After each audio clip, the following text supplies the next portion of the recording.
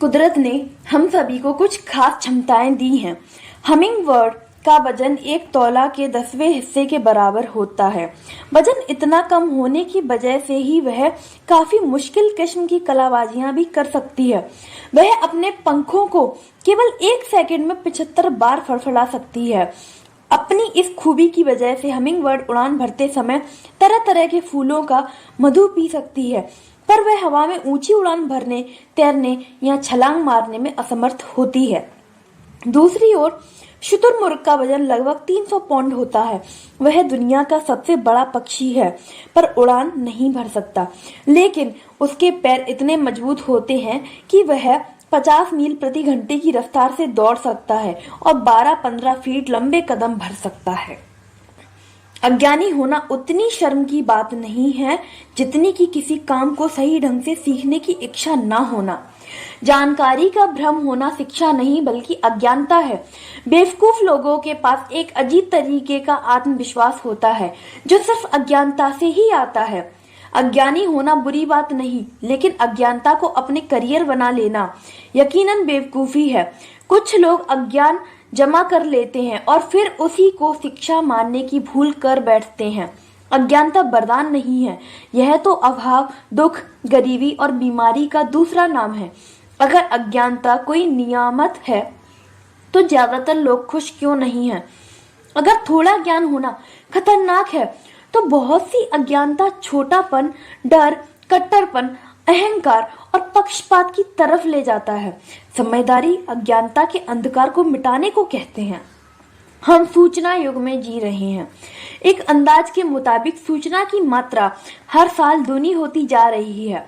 सूचनाओं के इतने सरल से उपलब्ध होने के कारण इन दिनों अज्ञानता को मिटाना आसान है। लेकिन दुख की बात यह है कि हमें जरूरी चीजों के अलावा बाकी हर चीज सिखाई जाती है। हमें लिखना, पढ़ना सिखाया जाता है, पर ऐसी बौद्धिक शिक्षा किस काम की जो इंसान को दूसरों की इज्जत करना और हमदर्दी से पेश आना ना सिखाए। हमारे स्कूल ज्ञान के झरने हैं। एक कुछ छात्र वहां अपनी प्यास मिटाने, कुछ चुस्की भरने और कुछ केवल कुल्ला करने जाते हैं। व्यवहारिक समझ। हमने 5 ज्ञानेंद्रियों के साथ जन्म लिया है।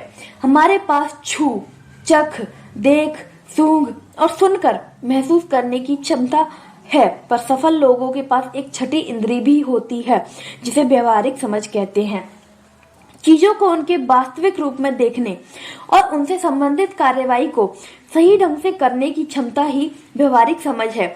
यदि आदमी में व्यवहारिक समझ ना हो तो शिक्षा और ज्ञान व्यर्थ चले जाते हैं।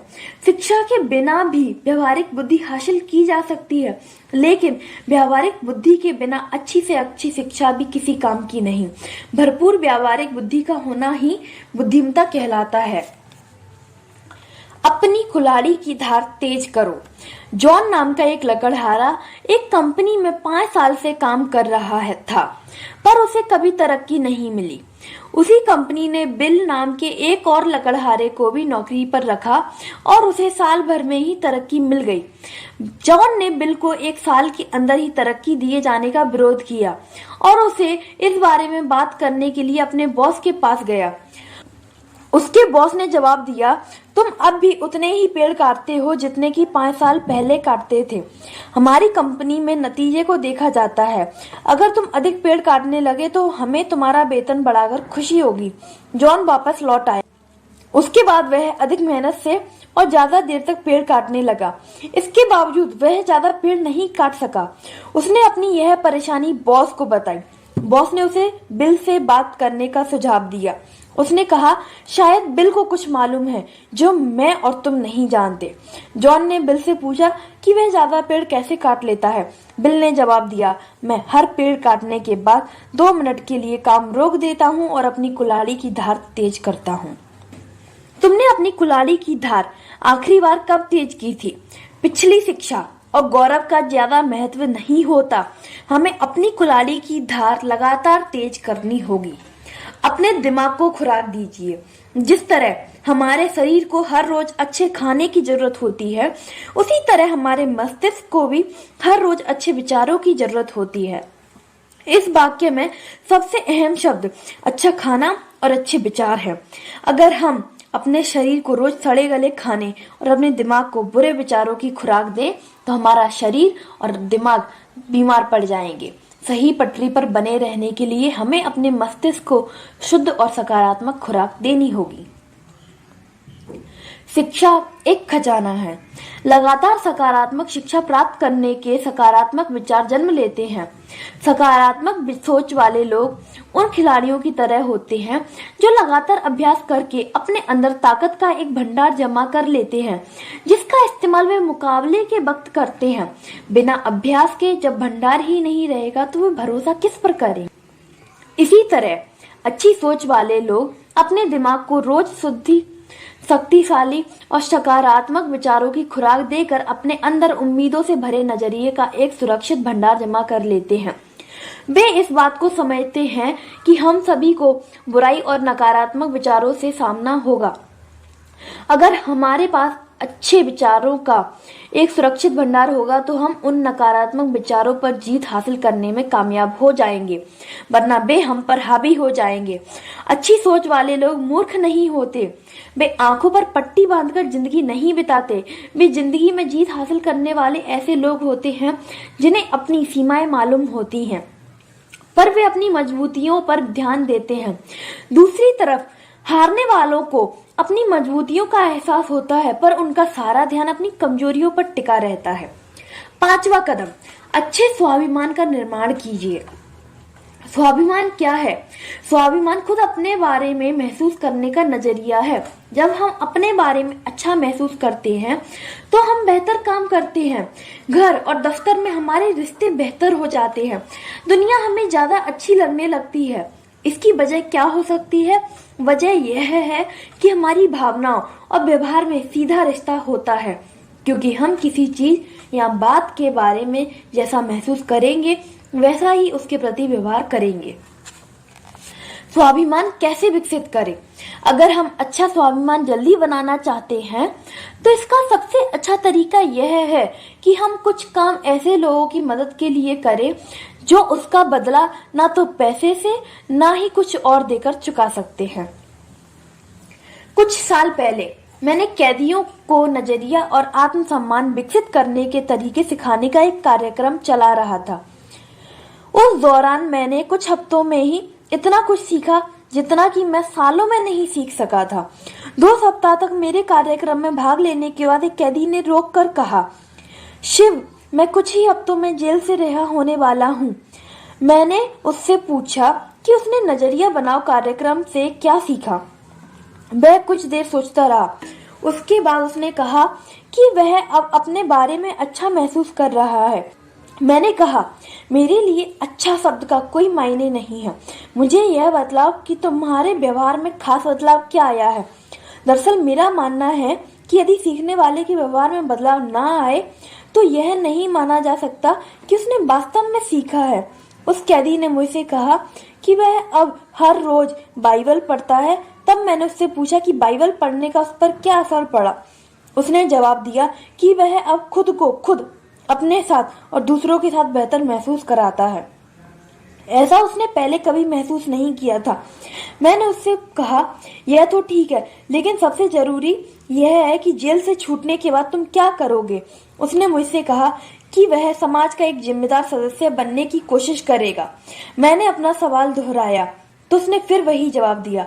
मैंने उससे एक बार फिर पूछा, जेल से छूटने के बाद तुम क्या करोगे। जाहिर सी बात है कि मैं किसी अलग जवाब की उम्मीद कर रहा था, लेकिन इस बार उसने गुस्से से भरी हुई आवाज में जवाब दिया, मैं समाज का एक जिम्मेदार सदस्य बनूंगा। तब मैंने उसे बताया कि उसके पहले के जवाब और इस बार के जवाब में एक शब्द का अंतर था। पहले उसने कहा, मैं बनने की कोशिश करूंगा, फिर उसने कहा, मैं बनूंगा। इन दोनों जवाबों में कोशिश शब्द का फर्क था। हम कोई काम करते हैं या नहीं करते, वह कोशिश शब्द उसकी जेल वापसी के लिए दरवाजों को खुला रखता। हमारी बातचीत सुन रहे एक दूसरे कैदी ने मुझसे पूछा, शिव, क्या तुम्हें यह सब करने के लिए क्या मिलते हैं? मैंने उससे कहा कि मुझे यहाँ पर जो भावनात्मक संतुष्टि मिल रही है वह पैसे से ज्यादा कीमती है। तब उसने पूछा, तुम यहाँ क्यों आते हो? मैंने कहा, मैं अपने स्वार्थ की वजह से आता हूँ। मैं दुनिया को जीने के लिए एक बेहतर जगह बनाना चाहता हूँ। इस तरह की आत्म संतुष्टि लाभदायक होती है। संक्षेप में कहा जाए तो हम व्यवस्था में जो लगाते हैं, हमको हमेशा उसका पुरस्कार भी मिलता है, और कई बार तो वह हमारे लगाए गए से बहुत ज्यादा होता है। लेकिन हमको लगाते समय बदले में कुछ पाने की इच्छा नहीं रखनी चाहिए। एक और कैदी ने कहा, लोग जो करते हैं वह उनका निजी मामला है। अगर कोई नशीली दवाएं लेता है तो इससे तुम्हारा क्या लेना देना? तुम उन्हें उनके हाल पर क्यों नहीं छोड़ देते हो? मैंने जवाब दिया, मेरे दोस्त, हालांकि मैं तुमसे सहमत नहीं हूँ, फिर भी मैं तुम्हारी यह बात मान लूंगा कि उससे मेरा कुछ लेना देना नहीं है। लेकिन क्या तुम मुझे यह गारंटी दे सकते हो कि जब भी कोई नशीली दवाएं खाकर कार चलाएगा तो उसकी कार केवल पेड़ से टकराएगी? गारंटी दो तो मैं तुम्हारी बात मान लूंगा। अगर तुम यह गारंटी नहीं दे सकते कि उस कार से टकराकर तुम, मैं या हमारे बच्चे मौत के शिकार नहीं बनेंगे, तो फिर मेरा यकीन करो कि उस बात से मेरा संबंध है। मुझे उस आदमी को सड़क से दूर रखना होगा।